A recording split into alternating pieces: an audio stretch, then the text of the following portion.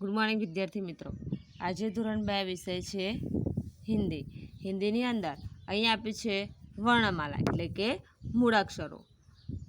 પઢો ઓર બોલો, વાંચો અને બોલો। તો અહીંયા શું કરવાનું છે? અહીંયા મૂળાક્ષર આપેલા છે એ આપણે શું કરવાના છે? વાંચવાના છે, બરાબર। તો અહીં આપે છે, પહેલાં શું આપે છે? સ્વર, હિન્દી ગુજરાતી સ્વર આપેલા છે। હિન્દીમાં પણ આપેલા છે અને ગુજરાતીમાં પણ આપેલા છે। તો પઢો ઓર બોલો, વાંચો અને બોલો। તો અહીં આપેલું છે આ, તો આ।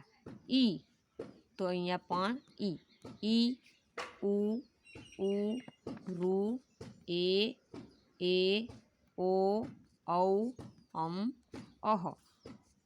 આ ઈ ઉ રૂ એ ઓ ઔ અહ। એ હિન્દી અને ગુજરાતીમાં સ્વર થયા। હવે અહીંયા જુઓ, હિન્દી ગુજરાતી વ્યંજન આપેલા છે। હિન્દી ગુજરાતીમાં શું આપેલા છે? વ્યંજન। એ પણ આપણે શું કરવાના છે? વાંચવાના છે અને સાથે સાથે બોલવાના પણ છે। ક ખ ગ ગ ડ ચ છ જ ઝ ટ ઠ ડ ઢ ણ ત થ દ ધ ન પ ફ બ ભ મ ય ર લ વ સ સ હ ક્ષ જ્ઞ ત્ર અને સ્ત્ર। તો અહીંયા આપે છે ક ખ ગ ઘ ડ ચ છ જ ઝ ટ ઠ ડ ઢ ણ ત થ દ ધ ન પ ફ બ ભ મ ય ર લ વ સ સ હ ક્ષ જ્ઞ ત્ર અને સ્ત્ર। આ શું આપેલા છે? ગુજરાતીમાં મૂળાક્ષરો અને મૂળાક્ષરોમાં કયા કયા સ્વર અને વ્યંજન આપેલા છે, જે આપણે અહીંયા અત્યારે વાંચ્યા। તમારે પણ તમારી બુકની અંદર આપેલા છે, એ તમારે શું કરવાના છે? વાંચવાના છે। હવે આગળ અહીંયા જોઈએ, જુઓ અહીંયા આપેલું છે સચિત્ર વર્ણમાલા। સચિત્ર વર્ણમાલા, સચિત્ર મૂળાક્ષરો, બરાબર। અહીંયા જુઓ વ્યંજન, શું આપેલા છે? વ્યંજન। ક કબૂતર સે ક કબૂતર સે ક। તો અહીંયા કબૂતરનું ચિત્ર જોવા મળે છે।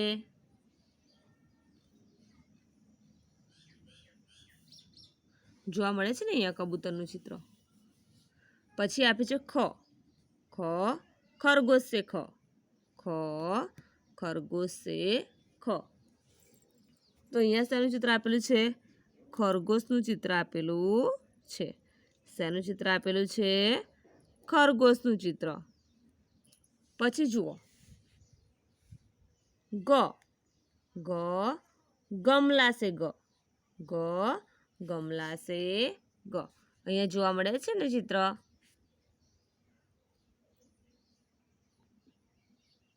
છોડ રોપવા માટે આપણે લાવીએ છીએ કુંડા, કુંડા કહેવાય અને હિન્દીમાં શું કહેવાય છે? ગમલા। પછી ઘર સે ઘર સે ઘ। અહીંયા આપ્યું છે ચરખા સે ચરખા સે ચ। ચરખાનું ચિત્ર અહીંયા જોવા મળે છે।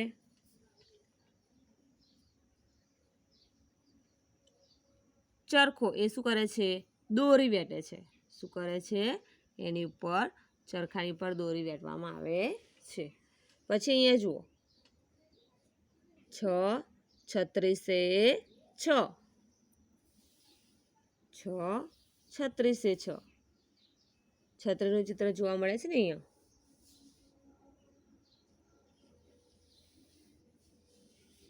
જોવા મળે છે, બરાબર। છત્રી સે છ। અહીંયા આપે છે જહાજ સે જ જહાજ સે જ અહીંયા શબ્દમાં પણ આપેલું છે જહાજ જહાજ જ જહાજ સે જ બાજુમાં આપેલું છે જ ઝંડા સે જ ઝંડા સે જ ઝંડા એટલે કે તિરંગો ઝંડા એટલે તિરંગો બરાબર અહીંયા ઝંડો જોવા મળે છે ને અહીંયા શબ્દમાં પણ આપેલું છે ઝંડા અહીંયા જુઓ આગળ આપેલું છે ટમાટર સે ટમાટર સે ટમાટરનું ચિત્ર જોવા મળે છે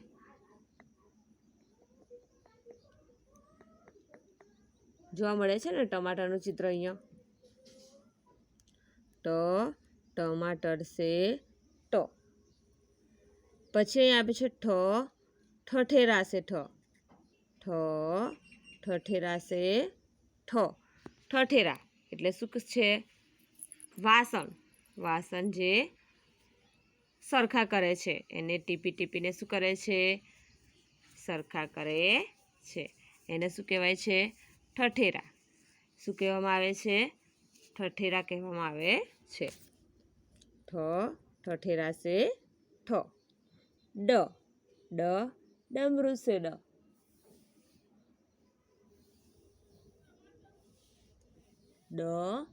ડમરૂ સે ડમરૂ જોયું છે બધાએ કોની પાસે વધારે ડમરૂ હોય છે કયા ભગવાન પાસે હોય છે મહાદેવ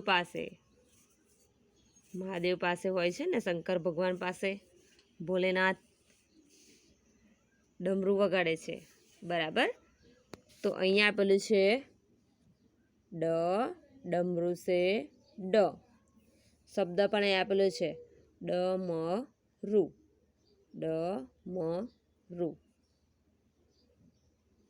પછી અહીંયા જુઓ અહીંયા શાનું ચિત્ર આપેલું છે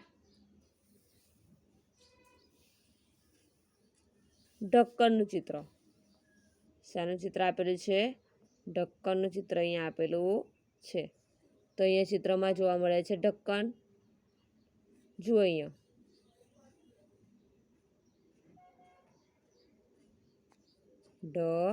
ઢક્કન સે ઢક્કન સે એના પછી જુઓ અહીંયા શાનું ચિત્ર આપેલું છે દર્પણનું ચિત્ર જોવા મળે છે દર્પણ એટલે શું અરીસો દર્પણ એટલે અરીસો પછી અહીંયા જુઓ તો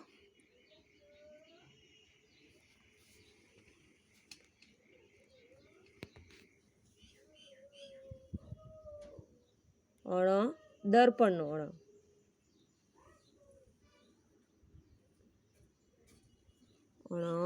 દર્પણનો અહીંયા આપણે છે તો તબલા સે તબલા સે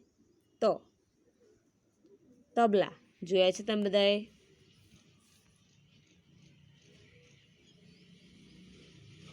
જોયા છે ને તમે બધાએ તબલા અહીંયા આપણે છે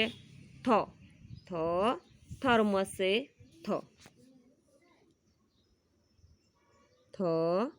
થર્મસ સે જોવા મળે છે પછી અહીં આપે છે દરવાજા સે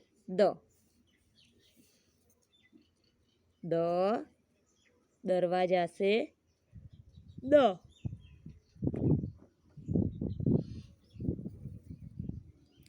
જોવા મળે છે અહીંયા દરવાજો તો પાછળ જોઈએ આપણે બીજા આપેલા છે મૂળાક્ષર આવ્યો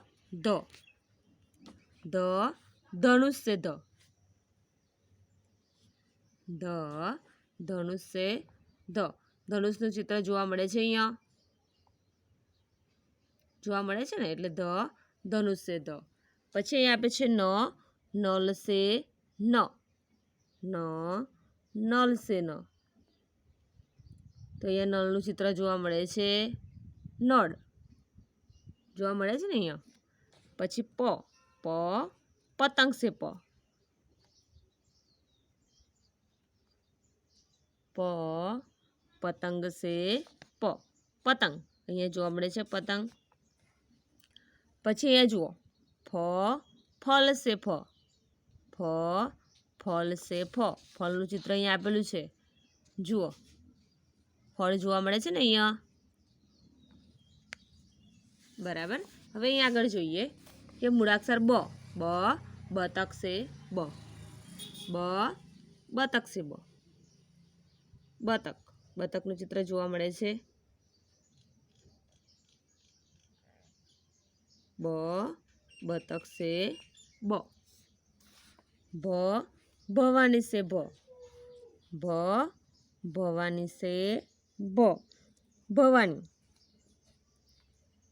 અંબા ભવાની. બરાબર. આપણે માતાજી એને શું કહેવાય છે? ભવાની. હિન્દીમાં શું કહેવાય છે? ભવાની. અહીંયા જોવા મળે છે ને ચિત્ર માતાજીનું. પછી આપે છે મ, મટર સે મ, મ મટર સે મ, મટર એટલે વટાણા, મટર એટલે શું? વટાણા, વટાણા. પછી અહીંયા જુઓ ય, ય યતિ સે ય, ય યતિ સે ય.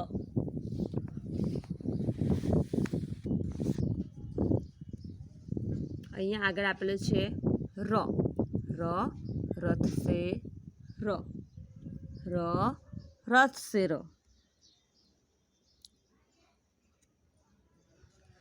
પછી આપે છે લ, લ લટ્ટુ, લ લટ્ટુ સે લ, લ લટ્ટુ સે લ, લટ્ટુ, લટ્ટુ એટલે ભમરડું, લટ્ટુ એટલે શું? ભમરડું. પછી વ, વજન સે વ, વ વજન સે વ, વજન. તો અહીંયા જુઓ અહીંયા આપેલું છે 1 કિલોનો ગ્રામ આપેલો છે, 50 ગ્રામનો હોય, 500 ગ્રામનો હોય. આ જોખ આપેલો છે વજન કરવા માટેનો, એ કેટલાનો છે? 1 કિલોગ્રામ. કેટલું છે? 1 કિલોગ્રામ. એટલે વ વજન સે વ.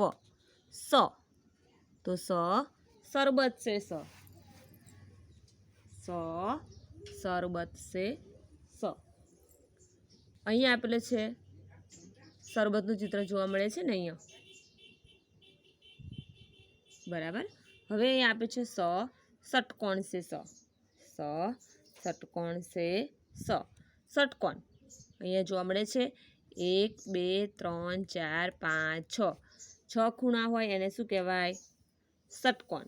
શું કહેવામાં આવે છે? ષટકોણ કહેવામાં આવે છે.